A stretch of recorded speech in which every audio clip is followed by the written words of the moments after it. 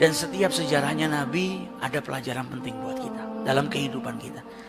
Kita mau baca sejarah Nabi mulai dari lahirnya, masa pertumbuhannya, masa pendidikannya, masa kerasulannya, masa hijrahnya, masa pemboikotan yang dilakukan oleh orang-orang kafir, masa hijrahnya sampai di Madinah, masa peperangan. Semua, setiap fragmen dari kehidupannya Rasulullah ada pelajaran penting, pelajaran yang berharga yang bisa kita ambil. Dan semuanya akan nambah kita cinta kepada Rasulullah SAW. Apalagi kita yang orang-orang lemah, kita ini lemah. Kita ini setiap dapat bencana baru sedikit sudah seakan-akan dunia kiamat. Ngeluhnya luar biasa.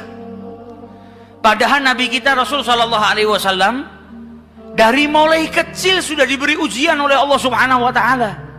Ujian yang berat yang mungkin kita yang hadir di sini nggak pernah mengalami ujian yang pernah dialami sama Rasulullah waktu masih kecil, bukan sudah dewasa. Kalau ujian waktu beliau dewasa jadi seorang Rasul, ujian ketika beliau berdakwah lebih berat. Ujian di masa kecilnya Rasulullah mungkin tak seorang pun kita yang ada di sini ini pernah mengalami ujian berat sebagaimana yang dialami oleh Rasulullah SAW. Kenapa diuji oleh Allah? Dipersiapkan. Allah itu nggak nguji hambanya kecuali menambahkan kekuatan pada hambanya supaya hambanya jadi orang yang lebih berkualitas, jadi orang yang lebih kuat. Dan Nabi pun dididik oleh Allah Subhanahu Wa Taala dengan sebaik-baik pendidikan. Adabani Rabbi fa ahsana ta'dib. Sebaik-baik pendidikan yang Allah berikan kepada Rasulullah SAW. Bayangkan lahir ke muka bumi ini nggak punya ayah. Insya Allah kita yang di sini semua lahir pernah ngalamin punya ayah, pernah cium tangannya ayah, pernah manggil ayah kita dengan sebutan ayah. Kita pernah dengar ayah kita manggil kita anakku, bunayya, waladi, ibni, putraku. Nabi Muhammad gak pernah dengarkan itu. Kata ulama, yatim yang paling dahsyat, penderitaan bagi seorang yatim yang paling dahsyat adalah ketika lahir ayahnya sudah gak ada. Kalau yatim setelah dia lahir dia sudah pernah dapetin ayahnya, pernah manggil ayah, atau pernah dipanggil wahai anakku, atau pernah dicium oleh ayahnya, atau pernah mencium aroma daripada ayahnya, ada kenangan. Nabi Muhammad masih di perut ibunya, ayahnya sudah meninggal. Abdullah bin Abdul Muttalib sedang melakukan perjalanan pergi ke Syam untuk berdagang. Pulang dari Syam mampir ke keluarganya. Ibunya Abdullah bin Abdul Muttalib itu orang Madinah, dari Bani Najjar.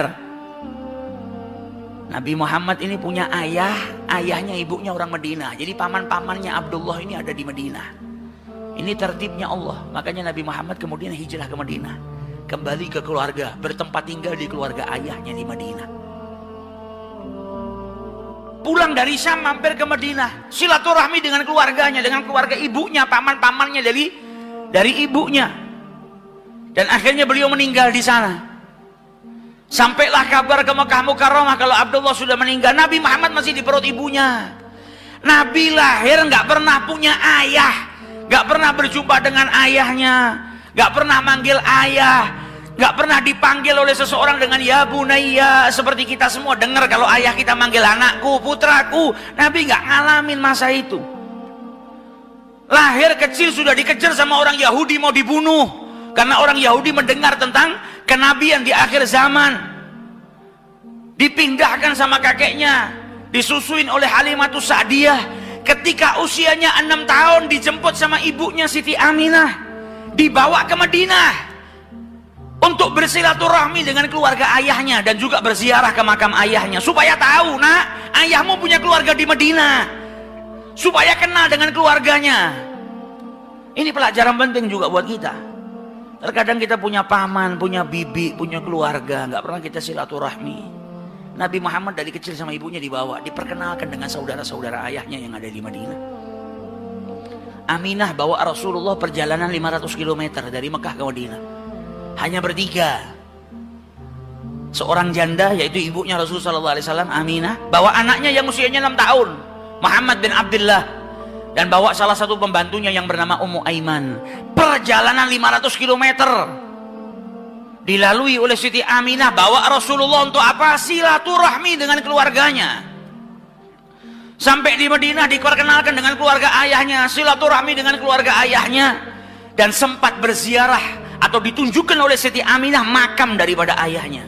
Bayangkan seorang anak yang gak pernah berjumpa dengan ayahnya, lahir ke muka bumi ini dalam keadaan yatim, gak pernah berjumpa dengan ayahnya. Ketika ngelihat makam ayahnya, setelah itu pulang ke Mekah, maka setiap anak pasti di perjalanan yang ada di kepalanya siapa? Ayahnya.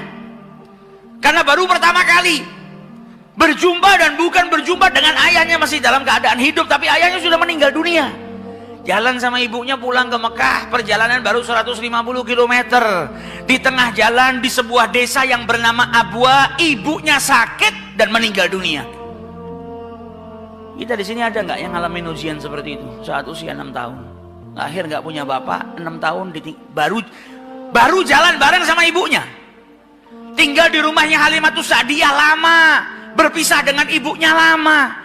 Baru perjumpaan dengan ibunya, kemudian keluar kota bareng dengan ibunya, dalam perasaan yang bahagia. Kebahagiaan itu bercampur dengan kesedihan ketika melihat makam ayahnya, teringat dengan ayah. Di Mekah dilihat anak-anak seusianya punya ayah semuanya.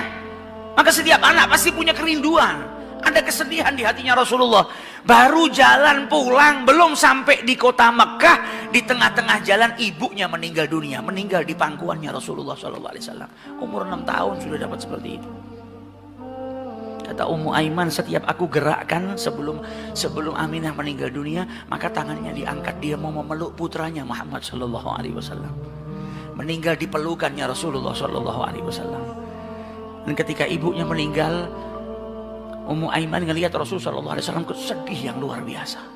Beliau menangis karena di hari itu beliau berpisah dengan ibunya. Maka Ummu Aiman mengusap kepalanya Rasulullah sambil berkata, sabar wahai anakku, sabar, sabar. Didinginkan hatinya Rasulullah SAW. Maka Ummu Aiman berkata kepada Rasulullah, ya Muhammad, bantu aku untuk menggalikan kubur untuk ibumu. Anak usia 6 tahun, lahir gak ketemu dengan ayahnya. Saat itu dia berpisah dengan ibunya, dan dia harus menggalikan kubur untuk ibunya sendiri. Maka digali kubur tersebut oleh anak yang usianya masih 6 tahun. Kuburan ibunya sendiri, dia gali. Setelah digali, dimasukkan jenazah ibunya tercinta di situ.